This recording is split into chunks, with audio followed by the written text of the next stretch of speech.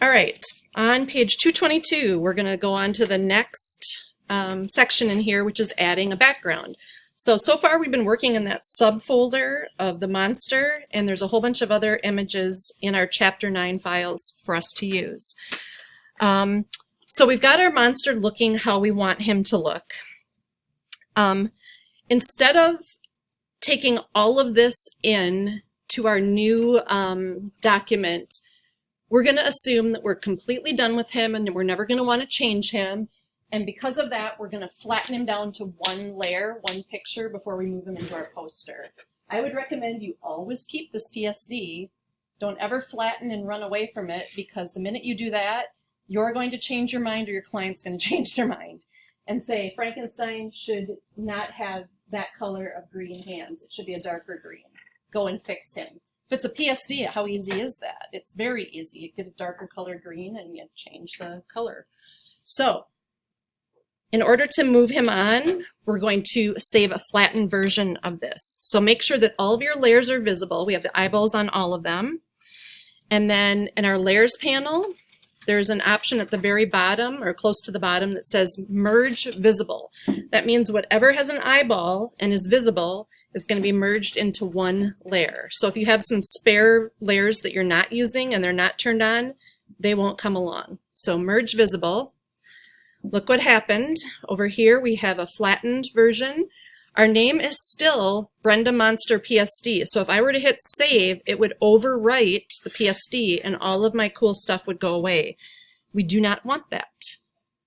I'm going to do, before anything bad happens, do a file, save as, and call this Brenda Monster Flat. And, whoa. Try that again. Brenda Monster Flat PSD. It can be a PSD, that's fine, but we want to keep it, we want to add the name Flat, or I think this is just, for me, this is a smart way to work. Because if I were to call this Brenda Monster 2 PSD, later on when I'm looking at my files, it wouldn't be from the name obvious which is which. One's number 1, one's number 2, one is a PSD, one is a flattened PSD. So figure out a naming convention that's going to work for you and use that. And if you work with a team, kind of come up with one together. So flat to me says I can't edit anything more here. It's down to one level now. All right, let's rename layer 1 over here. Double click on it and call it Monster instead of layer 1. Whoop, Monster. Pretend there's an N in there. M-O-N-S-T-E-R. Okay. Now we're going to go and open a file that they've given us. So do a file, open, navigate to lesson, let's see, verbal, desktop, lesson 9. There's a file called backdrop PSD, and we're going to open that. Okay, so we have a new tab up here. This is the background of our movie poster.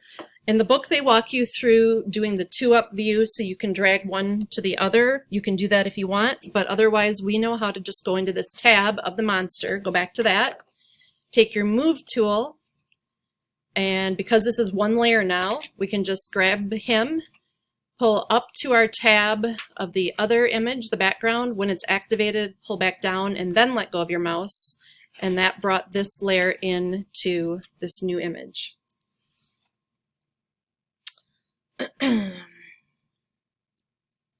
We're going to bring this down so that his hands are above the movie title and he kind of fades into the name of the movie title. So bring him down to the bottom half of the document above the title. All right, this is a new document, so we're going to do a file, save as, and instead of calling it backdrop, we're going to call it your name, movie poster. .psd with layers as the default. Okay, we've used the history panel a few times in the past. I pointed it out to you, but if you go to the window drop-down menu and come down to history and click on it so that it's active, you're going to find that this window pops up, and drag this down so you can see lots of steps. Granted, we haven't taken many. Open, brush, drag, and move is what's been done in this file. But anytime you have, it's every step you've done. The default is to register the last 50 steps, 50. If you wanted that to record even more for whatever reason, you'd have to change it in your preferences. But typically, you don't get much beyond 50 steps before you start realizing you need to back up or try things differently. So 50 is probably a good number. But from here, you can go to any state backwards. So we can click on the open history, and that's what it looked like at that point. We can click on the brush tool, the drag layer, and the move and save as. So you can always back up any step and see what's there. And we're going to actually use this. We're going to put it in action by doing some things and then using the history panel to go backwards and change our mind. All right, the next thing we're going to do is we're going to add a tombstone to this, and we're going to apply some filters and special effects to the tombstone.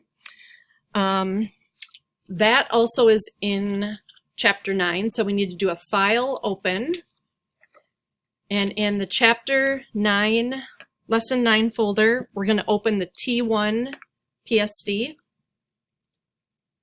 and that's going to give us a pretty basic looking tombstone that is all one layer. So this is not many layers. We can't turn on or off the lettering or change anything. It's a flattened layer right now. Because it's so plain, we're going to dress it up a little bit using filters and texture. Before we move on, let's make sure that our foreground and background color swatches at the bottom of the Tools panel are the default black and white. There's a couple of ways of doing that. Right above the swatches, you see a black and a white chip that's really small. You can click on that. Or a shortcut is the letter D. D is default. That puts black foreground, white background. Whenever you're doing masking, D can be really helpful because remember we want to mask with blacks and whites and grays in between. So resetting your color swatches to black and white or the default, letter D, is important. All right. Remember making clouds a while ago for one of those posters? We're going to do something similar to add some sort of a special effect here. So we're going to go up to the filter menu and we're going to go down to render. And instead of clouds that we saw before, and at that point we had done like a blue color to make clouds, we're going to do difference clouds.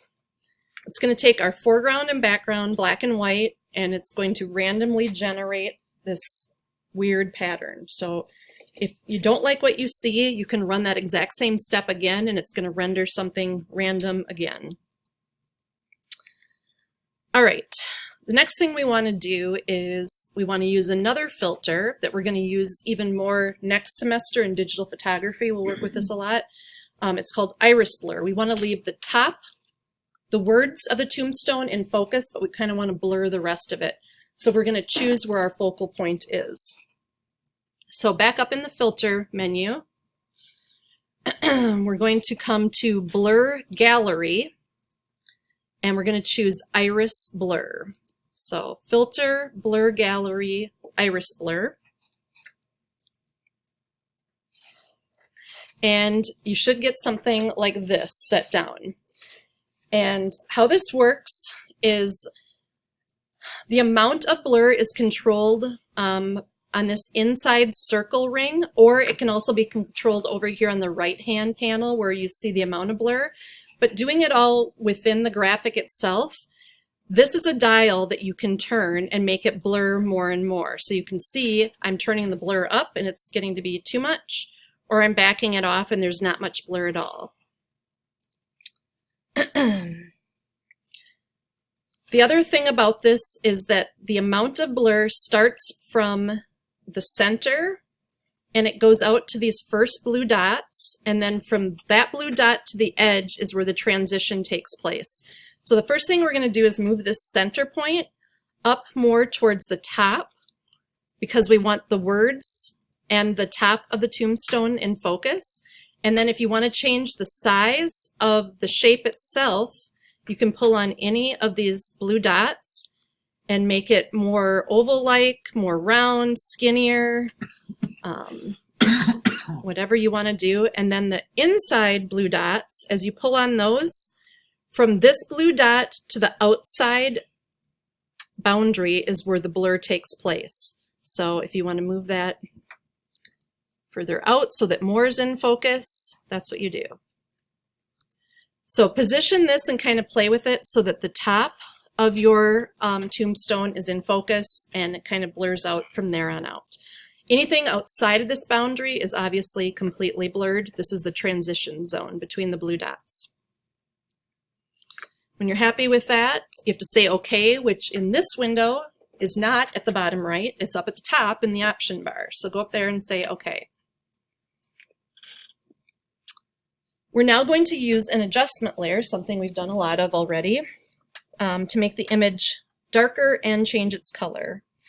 So we can go, there's two ways of doing this. The adjustment panel, if it's not showing in your panels on the right-hand side, you can always go over to the window drop-down box and find adjustments and turn it on there. So it's free-floating. It's this one right here. I'm just going to drag it over here, nest it in there. You don't have to do that. All of these same adjustments, if we hover over them, we see brightness, contrast, levels, color balance. These are exactly the same thing that's down here at the bottom of your layers panel in the yin and yang button, that black and white circle. All of those things are right here. So you can access them two different ways. You can either use this menu and pull them up by words, or the way the book is leading us through it, they're telling us to click on these icons up here. It is exactly the same thing, so whatever works for you is fine. We're going to add a brightness and contrast adjustment layer. So in the words, it's really easy to figure out which one it is. Up here, you'd have to hover over the icon to figure it out. So here it is. It added brightness, contrast, adjustment layer, and then we see our sliders. We're going to move our brightness to 70. We're going to make it a lot brighter.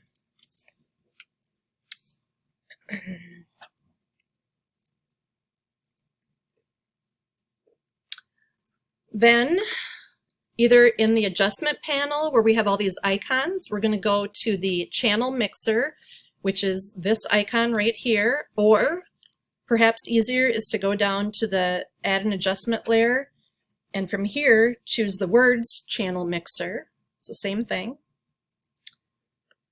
And we now have a channel mixer adjustment layer. We are going to tell it what channel we want it to output to, and red is the current one, but we have green and blue as options. We're going to switch it to the green output channel, and we're going to change our green value to be plus 37.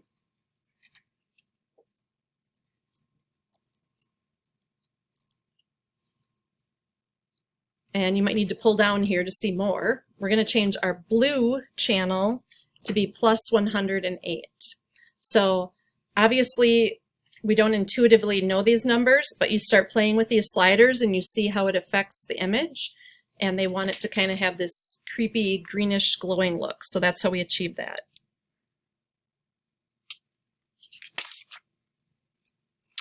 We're going to add one more adjustment layer. So I'm going to go down to the add adjustment layer button in the layers panel. And we're going to do the exposure adjustment. And we're going to take the exposure to 0.9, plus 0.9. And that's just going to make it brighter, very brighter.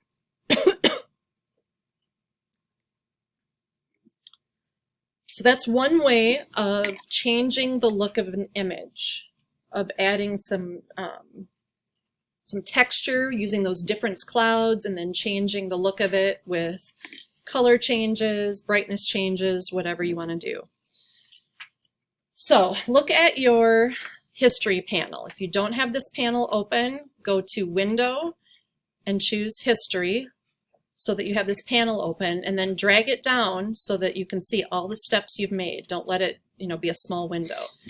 So we did several steps. Open, difference clouds, blur gallery, brightness layer, modified it, new channel, modified it, new exposure layer, modified it. Those are all the different changes we've made. And we can actually go back in time and see how things looked. So go back to the blur gallery. Let's say you did all that and you're like, this looks stupid. I liked it better way back here. You can go back to that. Notice that these are just all grayed out. They're available for you to turn back on and use, but they're grayed out at the moment. So go back to the blur gallery. Back up one more step to the difference clouds layer. And let's say from here we like this, but we wish we would have done something different. We want to add some noise to it. Digital noise is kind of that grainy texture you get. You've seen it in photographs that are like really low light and they look rough and grainy. We can add that at this point. So filter, noise, add noise. And in this dialog box, we get a preview window. And using the hand tool inside this preview window, we can drag around to see our image. So I would take it so that you can see the words. And the cool thing about this pop-up window is that when you click and hold down your mouse, you see the original condition. And when you let go of your mouse, you see a preview of what this amount of noise is going to do. So you can kind of see an idea. In the add noise amount, we're going to take this and play with it a little bit. You get too crazy, this is what digital noise looks like. It's not a good look. Let's take it down to 3%, somewhere in there. From the blur option, we're going to choose Gaussian. And we're going to click on monochromatic. Now watch what happens when we say OK. Look at your history panel.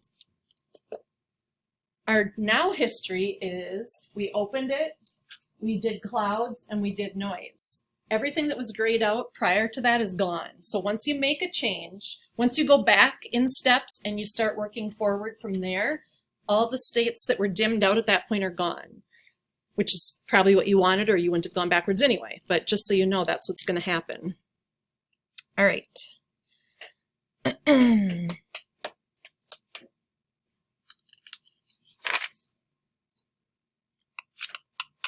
All right, let's fix this up a little bit better than it is right now. Let's go up to the filter menu, and we're going to go to the render, and then we're going to go to lighting effects. And we're going to get a pop-up window over here on the right. And we can see we have lots of different options. We have a point light, a spotlight, or an infinite light. Spot is the one that's checked. We see the different color options, how much gloss and ambience there is. And then down at the bottom, we see that we have a spotlight 1 turned on. All right. Up in our options bar, we have more options. So look up at the top of our screen and come on. Whoops, that's not what I meant to do. Here we go. In the options bar, we have all different kinds of lighting. 2 o'clock, circle of light, flashlight, floodlight, all sorts of different things. We're going to choose the flashlight preset up here in the option bar. And then in our properties panel over here on the right, we're going to click on the color swatch, and instead of having a white light coming at it, we're going to choose some sort of a light blue light instead. So click in your color picker, get into the blue family, and then when you find one you like, you can pick a tint or a shade of that blue that you're happy with. So a light blue kind of gives it that eerie look. And then the lighting source itself, say okay to that once you pick your color. The lighting source itself, we want to move around. So this is a flashlight. We can move it up higher on our tombstone so that it lights up higher. We want to cover the letters RIP. And then over in our properties panel, we can play with some of these other sliders. The ambiance slider, we're going to take up. So as it's lower, it's a really dark night and you have a weak spot or a weak flashlight. And as we pull it to the right, we're having a stronger flashlight and the ambient light is brighter. Maybe it's moonlight or something so you can see more. So we're going to take that to 46. Again, something that you would just play with on your own and figure out. And when you're happy with that, up in our option bar at the top of our screen, we have to click OK.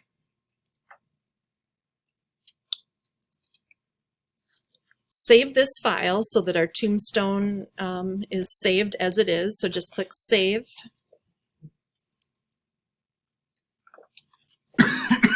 And we're going to move the tombstone into our movie poster. So with the Move tool, we're going to drag it up into the tab that says Your Name Movie Poster, and we're going to bring it down. When you let go, you are going to get this color warning. Just say OK to that. That's fine. So here it is, and we're going to position it down at the front lower part of our graphic, kind of covering up the other tombstones that are there a little bit. Kind of have it below the words "the curse of." And when you get it positioned, we're going to save this file. So do a file save. And then we can also go back to our tombstone file and close it out. We're done with that. So we can close it out from here. So that's a way of using the history panel, knowing that you can always back up to 50 steps or even more if you change it in your preferences. All right, a couple more things and our movie poster is done. Let's go and do a file open. And again, in Chapter 9, we need to open the image called Faces JPEG. And who can tell me the physical, what size this image is?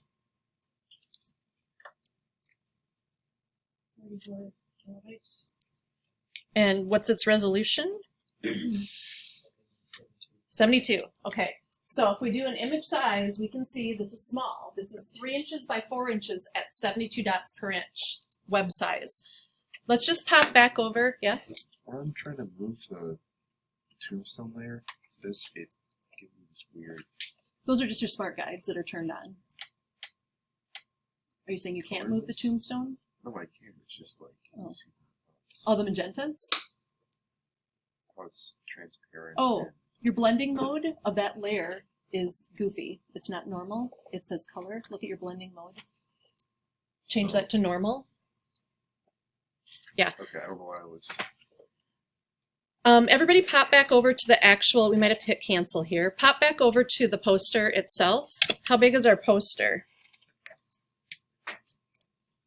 Or what resolution? Let's just go with that. 150, right? It's twice as big and then some. It's an 1117 document at 150 pixels per inch. So it's twice as big. So that 3 inch by 4 inch image at 72 dots per inch, if we brought it in directly into this at 150, it would be even smaller. Instead of being a 3 by 4, it would be a 1.5 inch by a 2 inch. It would get half as small to fit in this higher resolution. So sometimes you think, well, I found this image, but it's only in low res. There's no way I can use it. That's safe because you should always, if you can get a high resolution file to start with, always use that. It's going to be better quality. But there is a way to upsize graphics to a certain extent in Photoshop. There's some algorithms built into it that will say, okay, this is only 72 dots per inch, and I know you want to use it bigger, so I'm going to use my Photoshop brain and help you make it bigger. But I'm going to have to guess what pixels I need to add. But it's going to do a smarter job of adding pixels if you pick one of these specific drop-down boxes rather than just upsizing it without paying attention. So we're going to upscale a low-res image. So go back to this faces image. And we're going to zoom in until we get to a 300% zoom in. So I'm up here at 300%. I can see in my tab up here that that's how big it is. And when you're looking at it, you guys can see that it's getting a little pixelated, right? Because we're looking at it bigger and bigger. If you keep zooming in, you're definitely going to see pixels. These are squares of color. And when there's enough of them close together, it looks like continuous skin. When there isn't enough of them together, you see pixels, and it's pretty ugly. So at 300%, we're going to view this image. And now we're going to go into that image size, or Command Option I, that same menu. And we've used this a lot already, but we're going to do it a little bit differently here. First thing we want to do is make sure that resample is checked. That gives Photoshop permission to add or delete pixels. In our case, it's going to be adding pixels. Our measurement, instead of saying a certain inches measurement, we're going to change that to be percentages. So when we change it to percent, at 100%, this is what 216 pixels by 288 pixels look like. This is at 100%.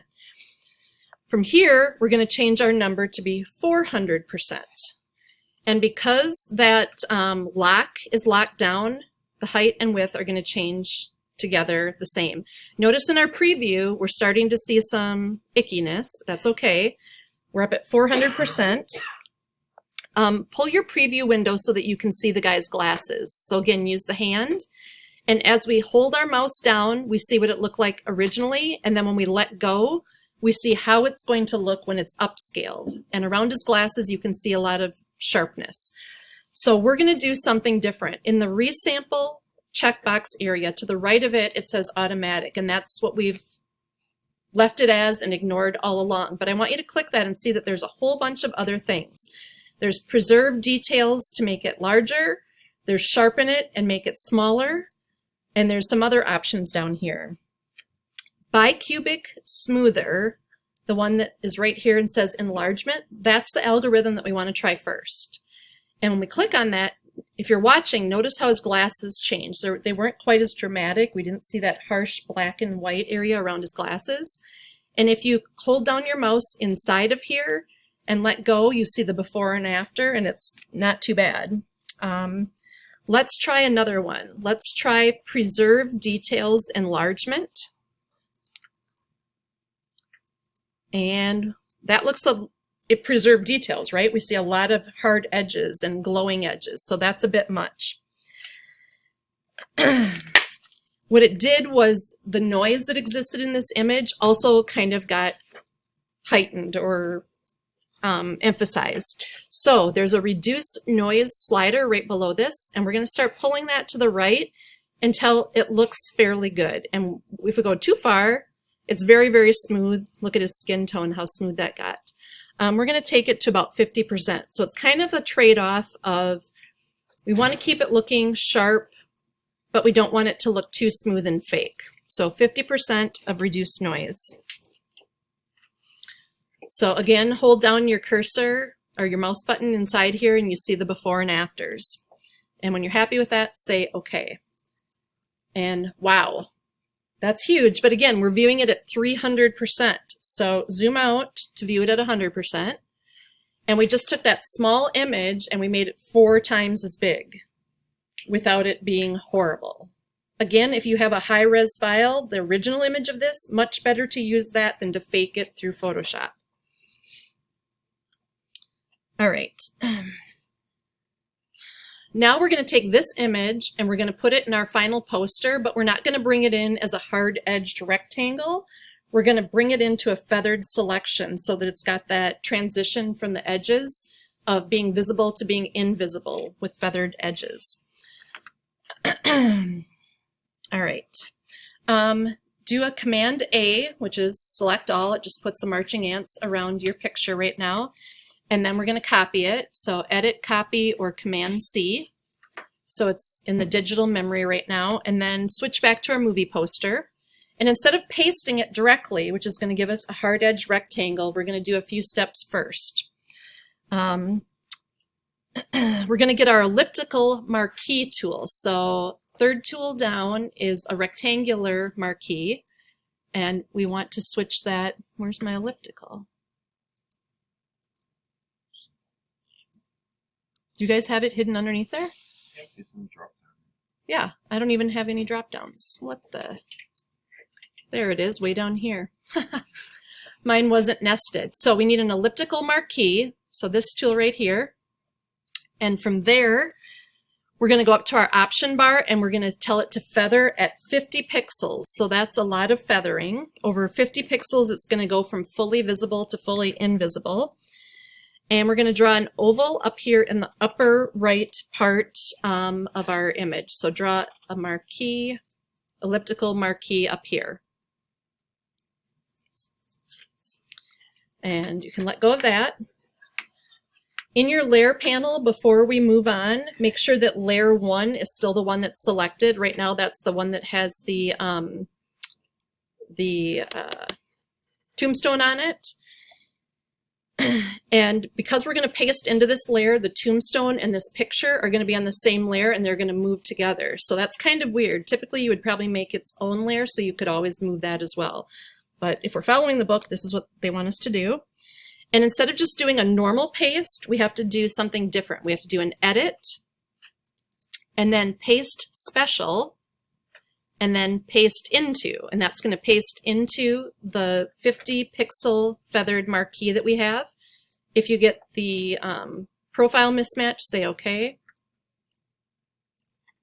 And there are the faces pasted into our feathered oval.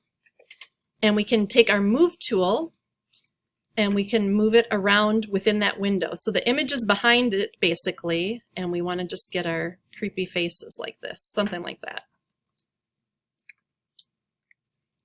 All right, this looks pretty stupid in this color blending mode. It looks too dramatic, so we want to change that.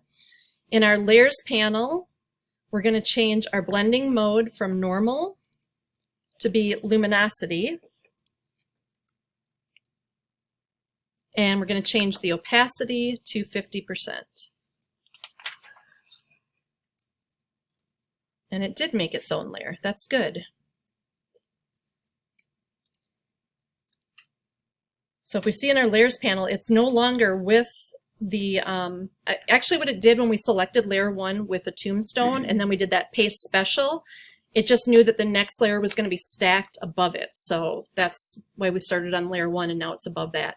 Notice it masked it out, so the rectangular picture is underneath, but the mask has the feathering on it. So we changed our luminosity, or our blend mode to luminosity, and we changed our opacity to 50%. And then we're going to save it. And that is going to be the end of our creepy Frankenstein movie poster, done with lots of different special effects. Does anybody have any questions or concerns? Not get the elliptical. This Okay. is the way to